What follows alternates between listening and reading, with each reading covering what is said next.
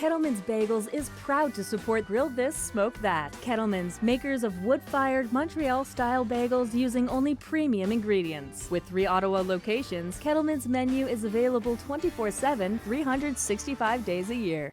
Grill This, Smoke That is generously supported by Oven Brothers, makers of handcrafted Canadian-made wood-burning outdoor ovens for inspired chefs. Visit us at ovenbrothers.ca. Oven Brothers, from our family's backyard to yours.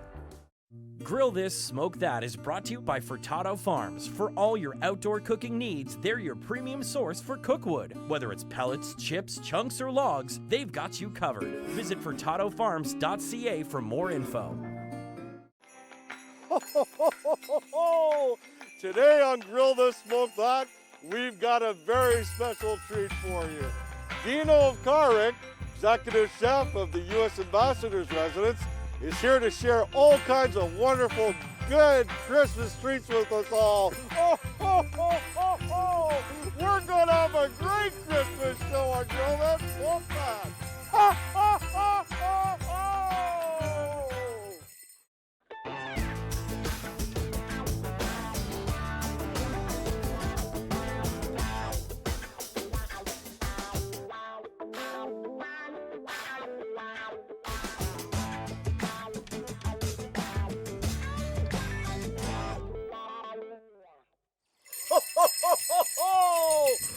Dino Ovcaric, what a good little boy you've been this year.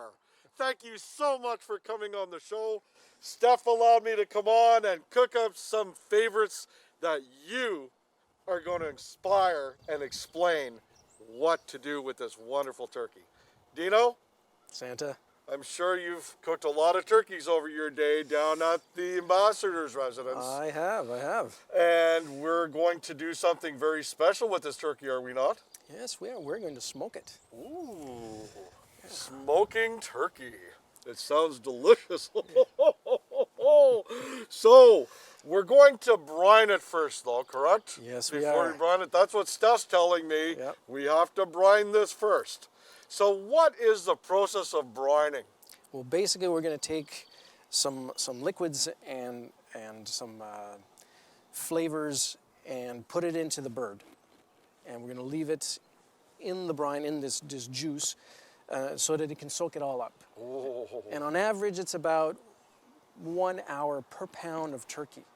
So this is a 10-pound turkey we're looking at What here. a lovely looking bird too. It is. It's a beautiful bird. So we're looking at about 10 hours of it being inside this brine, and then we can pat it dry and put it in the smoker and smoke it for. That sounds wonderful. Well, let's show the people at home how to make a brine. Yeah.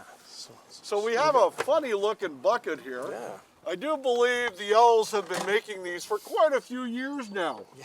It's called a briner bucket. And the cool thing about it is a locking lid. It actually pushes everything down because we brine submerged, correct? Yes, absolutely. Everything has to be under the brine, boys and girls, to make this dish work. So we're going to take what? We're going to take some water. Water, just plain old water. Plain old water. We're just going to pour it in there. Oh, look at that go. Okay, so we've got water. Now that we've got our liquid, I think we have to flavor it somehow. Absolutely. We got to add a little bit of acid to it. So here we've got some vinegar. What kind of vinegar you got? This is an apple. Oh, I love vinegar. apples. Yeah, apples are cider delicious. And My dear love apples. yes. Donner, a little bit of a pig when it comes to apples, but you get it, you know, they work hard.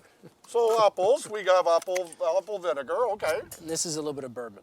So I love the Not flavor. tell Mrs. Claus that we're going to be using bourbon. That's not a good thing. Yeah. Not a good thing. So we put a little bit of that in there just because flavor is at the most. So now. you're looking for the smokiness of the bourbon. Yes. Yes. Love Yes. it. And then we got some salt. Okay. Nice kosher salt. All right. So here you go. That's a lot of salt. It's a Why lot of so salt. much salt, Chef? Well, it's going to draw out some of the fats, and at the same time, it's going to infuse it with all the salt. So you won't have to season it after the fact. Oh. It'll be all done. And once we remove it from it and pat it dry, then it'll have done all of its work. And of course, since we added a little bit of vinegar and a little salt, you had to have to add a little sweetness to it, so we got a little bit of brown sugar. Can't go wrong with sweet, So and I love sugar's brown all sugar, good. So sugar's especially nice. on molasses cookies. Oh, yes. Sprinkled on there, that's delicious. Okay, so And then, well, a little bit of Christmas, a little bit of sage and thyme and that, so a little bit of love flavor sage to and that. You know, thyme. nice herbs. oh, smell that. Smells herbaceous. Oh, herbaceous, great word. I love that word. And then I like a little bit of kick, a little spice into what I cook, so I got some cayenne here. Little So there spiciness. you go, some cayenne in there, and of course, well, we're just gonna stir that all up, right? Awesome. So, So we stir all those wonderful ingredients together, just like a wonderful concoction for Christmas, which is exactly what we're doing. yes. And of course, we're going to put that big turkey into the bucket, and like Chef said, 1 hour per pound. So you want to put this in a refrigerated area. Very careful about that. We don't want the boys and girls at home to get sick. Oh, no. That would not be a good thing. No. So we're going to put the locking lid into the bucket, and that will push the bird down. Now, once we push the bird down and it stayed there for the amount of time, we're going to take that turkey out. And I think it's very important. What Steph was telling me earlier is you got to make sure the turkey's dry. Because if the turkey's dry, it's not going to cook right in your smoker. Turkey's dry, it's all brined up and ready to go. Yeah. So can I go to the... Santa, please have the honors. I'm going to go over and put this bird in the smoker. The smoker is all set up, 220 degrees. We're going to fire this in. Little apple wood, put a probe in it, 165 degrees, it's coming out. See ya! On today's tool segment, I want to talk about something that's kind of unusual. It's a product that I found out about a little while ago, and it's a butter sprayer. Yeah, a butter sprayer. So if you're using soapstone surface on the grill and you want to butter it down, or if you want to put a light amount of butter on your bread before it goes onto the grill, or even if you're roasting some corn and you want to butter that corn after it comes on the grill, or if it's on the grill for that matter. This is a great all-around tool. It avoids clumping of the butter, melting it beforehand, because essentially what you do is there's a button that you push here. It engages a little heater at the bottom. Your butter goes in here, and when this little light flashes solid, or when it goes solid, your butter is ready to be sprayed. Push the trigger, you've got some amazingly delicious butter on whatever you're grilling. The butter sprayer, great tool for the barbecue.